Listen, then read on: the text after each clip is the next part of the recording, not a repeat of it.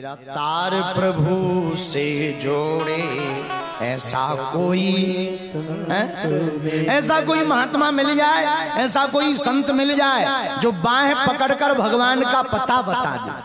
ऐसे भगवान की खोज में हमें रहना चाहिए। एक सज्जन हमें मिले, बोले गुरुजी हम बहुत दिनों से गुरु खोज रहे थे, मिले नहीं, तुम मिले तो कुछ मन कर रहा कि दीक्षा ले ले।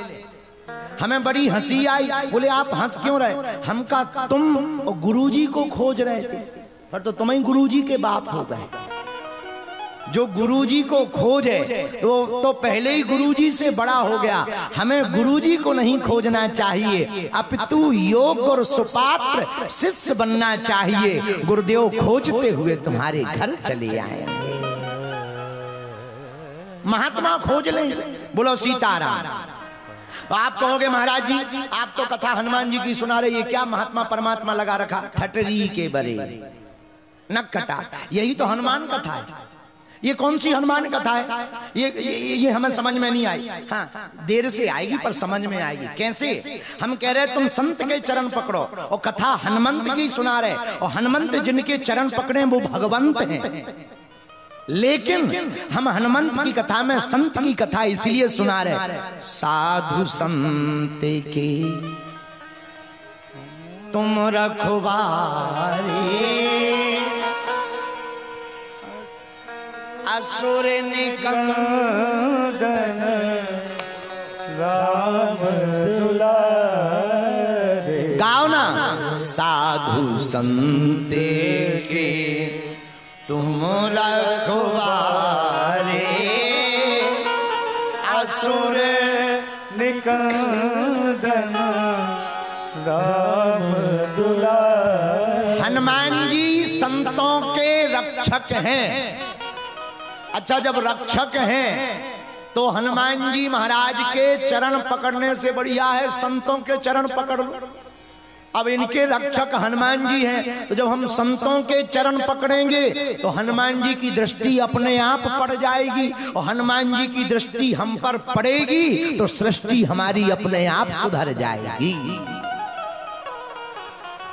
बोलो सीताराम। जोर से बोलो, और जोर से बोलो। इसीलिए किनके चरण पकड़ो? बोलो क्या समझ में आया? किसके चरण पकड़ो? संतों के, महात्माओं के, महात्मा के, तभी मिलेंगे परमात्मा। बोलो जय सिया राम। तो हनुमान जी संतों के भी संत हैं। अच्छा प्रश्न एक और उठता है, फिर हम आगे के क्रम को बढ़ेंगे। महाराज जी संतों के लक्षण क्या है? हम पहचाने कैसे कि ये संत हैं? भागवत में वर्णन आया, तितिक्षुवः कारुणिकः सुहृदा सर्वदेहिनां अजात शत्रुवः शान्तः साधुवा साधुभूषणा। संत कौन? जो करुणावान हो। संत कौन? संत हृदय नवनीत समाना, जिसका हृदय बड़ा कोमल हो वो संत। संत कौन? अजात शत्रुवः, कोई शत्रु ना हो जिसका, सब अपने हो। और जो किसी को भी अपना शत्रु मान रहा उसमें संतत्व की कमी है, क्योंकि संत तो अजात शत्रु होते हैं, उनका कोई शत्रु नहीं होता। तो अजात शत्रुवः शान्तः। शांत कितने? शांत इतने तो कोई गाली दे जाए तब भी मुस्कुरावे, कोई धन चढ़ा जाए तब भी मुस्कुरावे, कोई कचरा चढ़ा जाए तब भी मुस्कुरावे।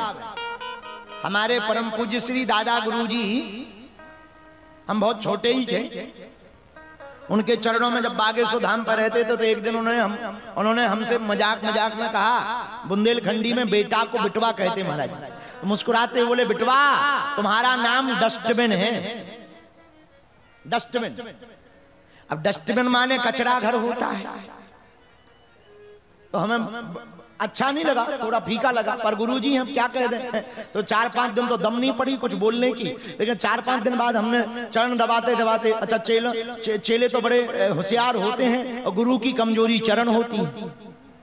हाँ, गुरुदेव की अगर कोई कमजोरी आपको चाहिए हो तो चरण, तो चरण पकड़ लिए हमने और चरण सेवा करते करते हमने कहा दादाजी क्षमा करना, एक बात बताओ, आपने हमारा नाम डस्टबिन क्यों बोला? हम क्या कचरा घर दिख रहे हैं?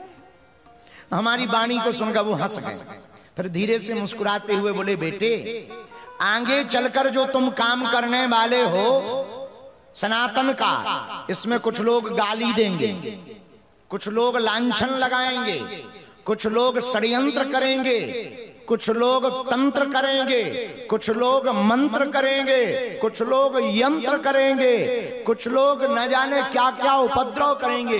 तो जैसे डस्टबिन में सब चीजें डालते जाओ तो वो मना नहीं करता है, आने दो, वेलकम टू यू।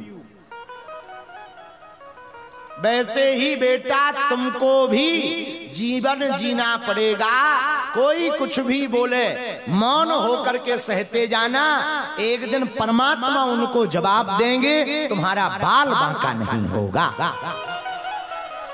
महाराज जी उसी का, पूज्य रेवासा वाले महाराज जी, उसी वाणी का प्रभाव है कि कई तो हमारी रोज ठटरी बाल है, लेकिन हम उनका कभी नाम नहीं लेते। इसलिए नाम नहीं लेते कि हमें नाम लेना है तो उन्हें महान बन जाना है। वो चाहते ही है कि बागेश्वर बाबा नाम ले तो टीआरपी मिले।